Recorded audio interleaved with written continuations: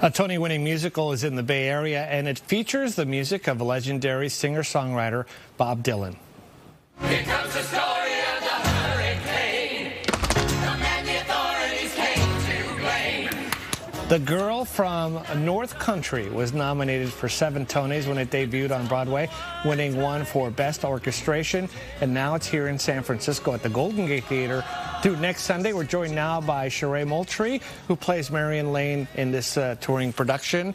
Basically one of the stars of the thing. Thank you for coming in. Thank you for having me. Before you did this, did you know anything about Bob Dylan's music? I knew a little bit, of course. I knew he was an icon, of course. His music is timeless, but it wasn't something that I listened to on a regular basis. Right. So I learned so much about him and his lyricism, and I now have a greater appreciation for his work. You know, I didn't realize, even though my dad liked Dylan a lot, I didn't realize how many songs he actually wrote. Yes. That he's not necessarily known for. Other people have made them more well-known. That's something that surprised me. Did it surprise you? Yes, absolutely. I think hundreds, right, of songs he's got in his catalog. And our show uses 20 of those songs, and we transform them, which is really cool. It's Bob Dylan in a different light, and I think it's so surprising to think about how much work he has out there, and how I think one of the great things about him is that his lyrics are so human that anyone can sing them, transform them, and make them their own. I know you're modest, but in preparing for this interview, I saw some video. You're a good singer. Thank you.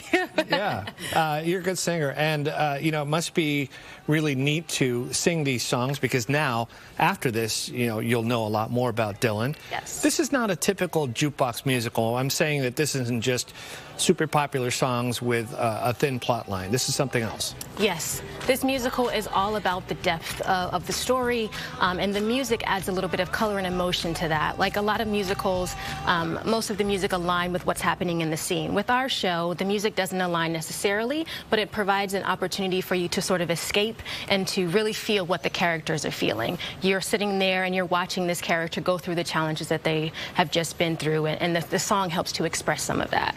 Is it easier? What kind of preparation did you do to play this role? Yeah, the musical takes place in 1934, so we did a little bit of research about the time period. We did a little bit of dialect work because it takes place in Minnesota, and really just thinking about my character, Marianne Lane. She is pregnant. She is the adopted daughter of 2 folks that are part of the boarding house, and really just trying to understand what it would feel like to be in her shoes. In November. I had a friend of mine tell me his mom saw the play, and I guess she was pleasantly surprised. She really loved it. And that might even be one of the reasons why it came up on our radar. People are seeing this, and they're really liking it. What do you suppose that connection is with people?